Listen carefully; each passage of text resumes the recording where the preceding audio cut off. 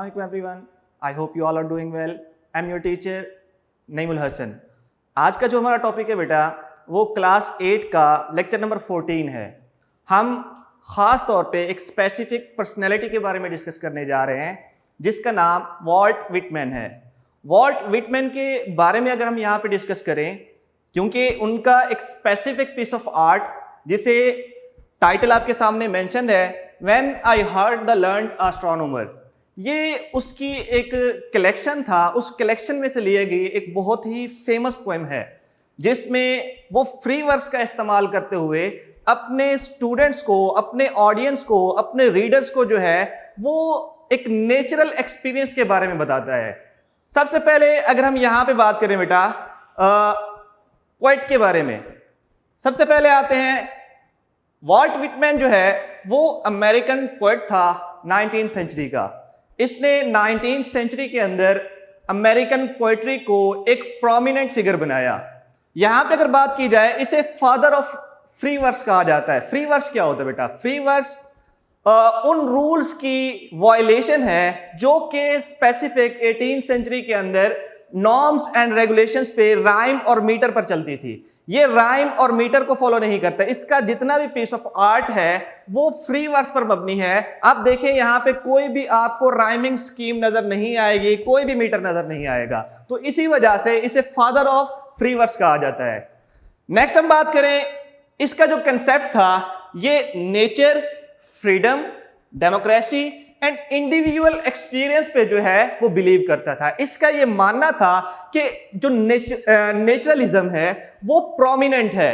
Freedom इंसान की जो फ्रीडम है वो नुमाया किरदार अदा करती है. आपकी जमहूरियत, आपकी आज़ादी जो होती है वो आपको लीड करती है. ये आपको बताता है कि आपका जो इंडिविजुअल एक्सपीरियंस होता है वो आपको सच्चाई की तरफ, हकीकत की तरफ लेके जाता है.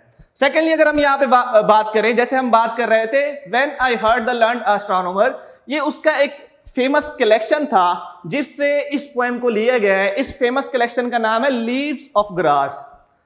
इस चैप्टर को स्टार्ट करने से पहले हम सबसे पहले इस पोएम में जो मुश्किल अल्फाज का इस्तेमाल किया गया है उनके मीनिंग्स की तरफ आते हैं. पहला लफ्ज यहाँ पे देखें, उसने कोटेशन मार्क के साथ जो है वो लर्न्ड लिखा है, तो हमने इसको मुकम्मल कर दिया. लर्न्ड ऐसे शख्स को कहते हैं जिसके पास किसी चीज का इल्म हो, तो हम यहाँ पे कह सकते हैं कि तालीम याफ्ता या बाशऊर. सेकेंडली एस्ट्रोनॉमर का लफ्ज जो है वो इस्तेमाल किया गया है. ये एक ऐसे शख्स को कहते हैं जो फल्कियात के इल्म पर माहिर हो, जो एस्ट्रोलॉजी को जानता हो, माहिर फल्कियात कहते हैं. प्रूफ्स दलाइल या सबूत होते हैं बेटा. फिगर्स आदादो शुमार जिसे आप काउंट करते हैं. अपलॉज सराहना या दाद देना, तारीफ करना. अनअकाउंटेबल बेजार, वैसे अनअकाउंटेबल होता है बेजिम्मेदार, किसी चीज के लिए जिम्मेदारी ना लेना, लेकिन यहां पे ये आपके पास बनता है बेजार क्योंकि कॉन्टेक्स्ट के अकॉर्डिंग जो है हम इसको फर्दर डिस्कस करते हैं. ग्लाइडिंग आउट, बाहर निकलना, निकल जाना या अपनी आजादी की तरफ जाना. मिस्टिकल, ये मिस्टीरियस से है जिसे हम कहते हैं पुरइसरार, ऐसी चीज जो पुरइसरार हो. खास तौर पे अगर हम यहाँ पे बात करें बेटा, जब भी हम किसी भी पीस ऑफ आर्ट को डिस्कस करते हैं तो यहाँ पे दो पॉइंट्स जो है वो हम खास तौर पे डिस्कस करते हैं. सबसे पहले अगर हम बात करें, यहाँ पे दो लैंग्वेजेस का तस्करा किया जाता है. फर्स्ट जिसे हम जानते हैं डेनोटेशन के हवाले से.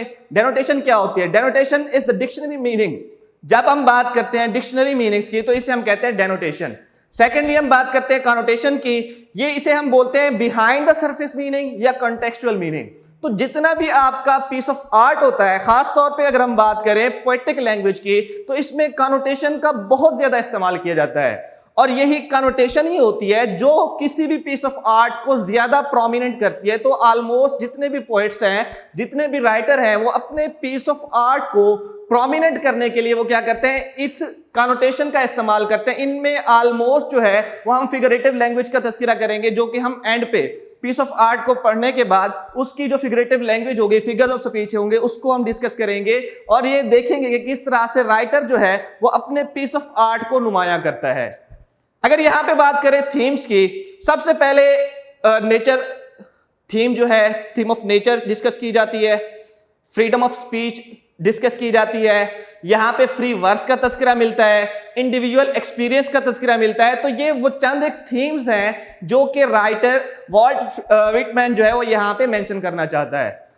इससे पहले कि हम पीस ऑफ आर्ट को स्टार्ट करें, टाइटल आपके पास है when I heard the learned astronomer, जब मैंने एक माहिर फल्कियात को सुना। यहां पे राइटर जो है पोएट वो अपना एक मुशाहिदा बयान कर रहा है, जिसके अंदर वो अपना एक पर्सनल एक्सपीरियंस शेयर करता है। वो बताता है कि किस तरह से वो एक लेक्चर हॉल में बैठा हुआ एक माहिर फल्कियात से आदादो शुमार, नक्शे, खाके, चीजों के बारे में जान रहा होता है और वो ये देख रहा होता है कि साइंस जो है वो किस तरह से दलाइल पर, सबूतों पर मबनी होती है। ये किस तरह से चीजों को एक खास खाके में डालकर, एक खास नक्शे में तरतीब देकर जो है वो बयान की जाती है।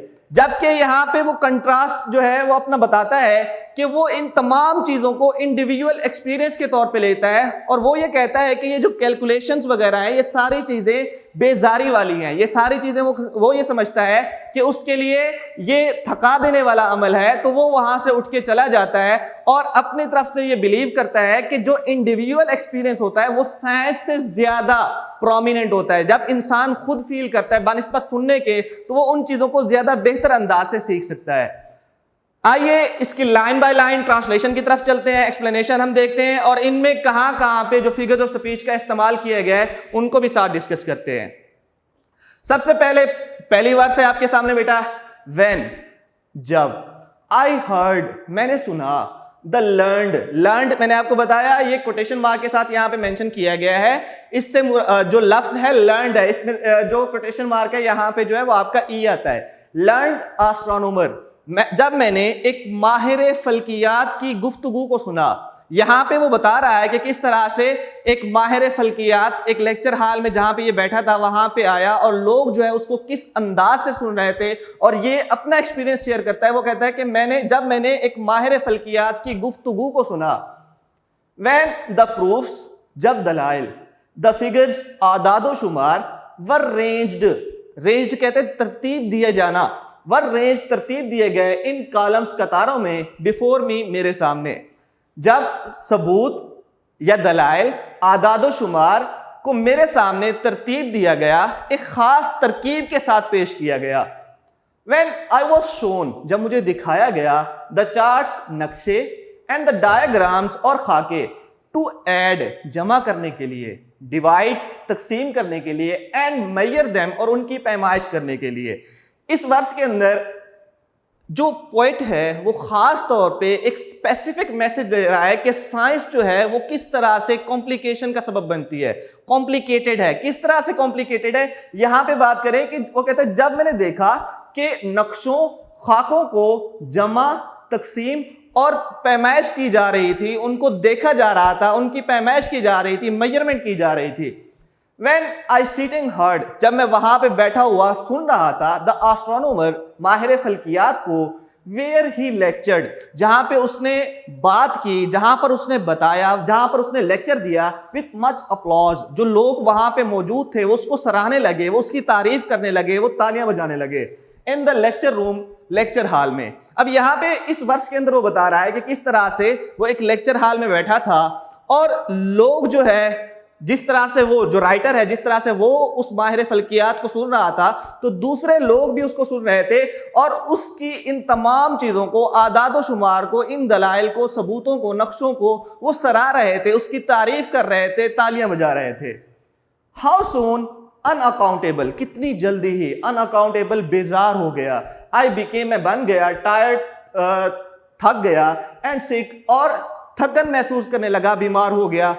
अब यहां पे इस वर्ष के अंदर जो है वो इन तमाम चीजों से, जो सेकंड वर्ष से लेके इस वर्ष तक हमने डिस्कस किया, वो इन सब की नफी करते हुए कहता है कि वो इसी सारी चीजें सुनकर मैं जो है वो बेजारी महसूस करने लगा, मुझे थकन हो गई वहां पे। Till rising and gliding out, फौरन ही मैं उठा और बाहर निकला। आई wandered of bye my self, मैं अकेले ही वहां से फौरन ही उठा और जल्द ही वहां से बाहर चला गया।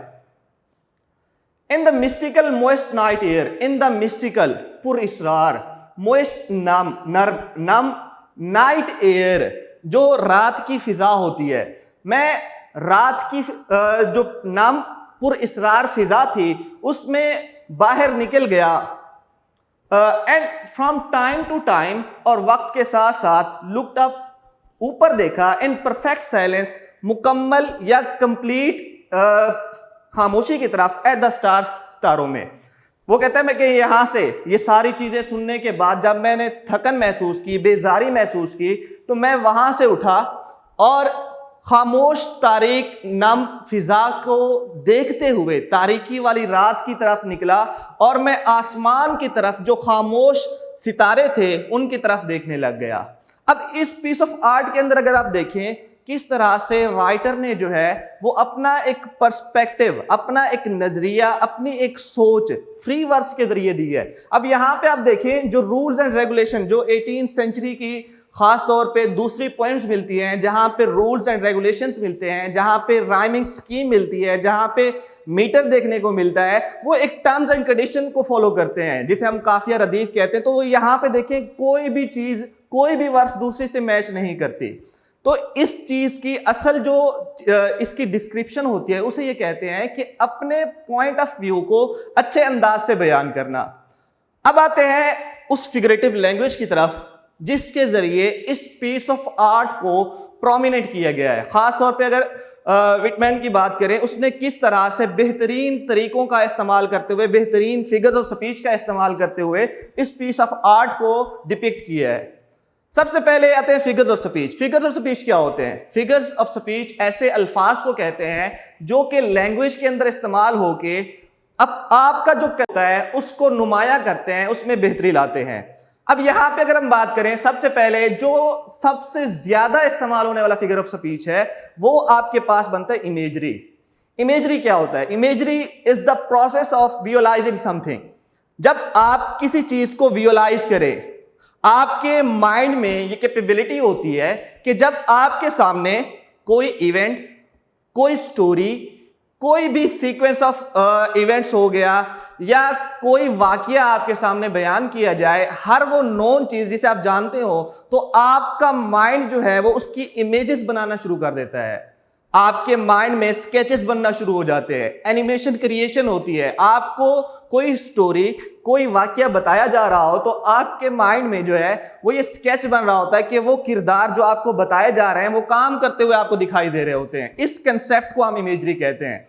और राइटर की बात करें तो उसने इतने बेहतरीन अंदाज से इसके अंदर इमेजरी का इस्तेमाल किया है कि आपको जो माहिर फल्कियात के बारे में इंफॉर्मेशन दी जा रही है और शायर की जो डिस्क्रिप्शन है, जो शायर बैठ के वहां पे कर रहा है, किस तरह से वहां से उठ के जा रहा है, तो ये सारी चीजें जो है वो आपको एनिमेट होते हुए, आपको वर्क करते हुए नजर आती हैं। तो इस कंसेप्ट को हम इमेजरी कहते हैं।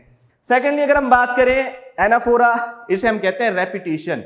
रेपिटेशन किस चीज की होती है बेटा? जो स्टार्टिंग वर्ड्स होते हैं उनको बार बार जो है वो रिपीट किया जाता है। अगर आप यहां पे देखें, हर वर्ड्स का पहला लेटर व्हेन और व्हेन, यहां पे देखिए किस तरह से इसकी रेपिटेशन की जा रही है। इस तरह की रेपिटेशन को कि हर वर्ड्स का पहला लेटर, पहला लफ्ज जो है वो एक जैसा हो, तो इसे हम एनाफोरा कहते हैं।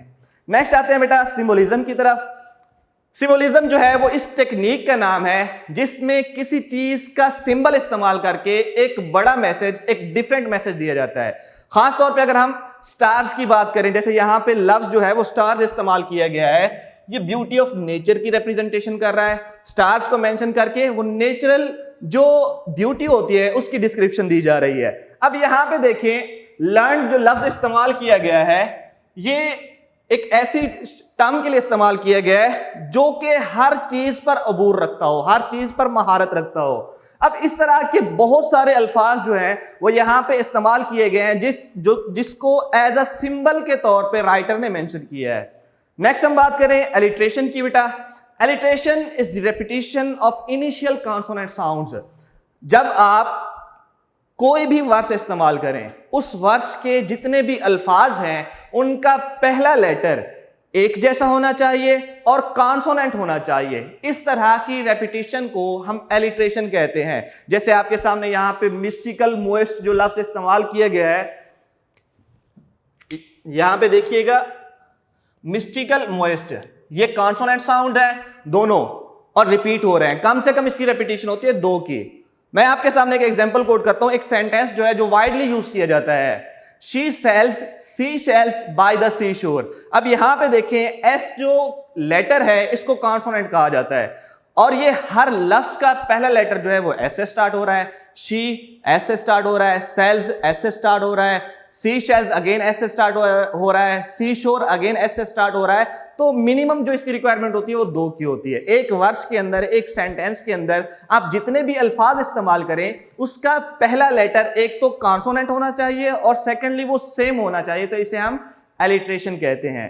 नेक्स्ट हम बात करते हैं बेटा कंट्रास्ट की। तो कंट्रास्ट यहाँ पे वाइडली इस्तेमाल किया गया है जिसमें इंडिविजुअल एक्सपीरियंस और साइंस के दरमियान जो है वो एक कंपैरिजन दिया गया है। उसने आपको ये नहीं कहा कि साइंस को छोड़ देना चाहिए, वो आपको ये बताना चाह रहा है कि आप साइंस के साथ साथ इंडिविजुअल एक्सपीरियंस को लेके आए। आप हर चीज जो है वो साइंस के जरिए जो एक्सपीरियंस ना करें, आप उसको खुद से एक्सपीरियंस करें और अपनी हकीकत की बेस पे अपनी एक्सपीरियंस शुदा चीजें जो है वो हकीकत की तरफ लेके आए ताकि आप उन चीजों को बेहतर अंदाज से समझ सके। नेक्स्ट फ्री वर्स हमने देखा कि फ्री वर्स किसे कहते हैं कि रिदम और मीटर का इस्तेमाल ना करना, काफिया या रदीफ का इस्तेमाल ना करना। और ये पीस ऑफ आर्ट खास तौर पर इस चीज की आइडेंटिफिकेशन करता है कि ये पूरी पोएम ही फ्री वर्स के ऊपर लिखी गई है, इसमें कोई रिदम, कोई राइमिंग स्कीम, कोई मीटर मौजूद नहीं है। और यही वाहिद रीजन थी जिसकी वजह से विटमैन को फादर ऑफ फ्री वर्स कहा जाता था कि वो कोई भी टर्म्स एंड कंडीशन को, वो रूल्स एंड रेगुलेशंस को फॉलो नहीं करता था। आई होप कि बेटा आप लोगों को ये लेक्चर की समझ आई होगी। मिलते हैं नेक्स्ट लेक्चर में, तब तक के लिए अल्लाह हाफिज।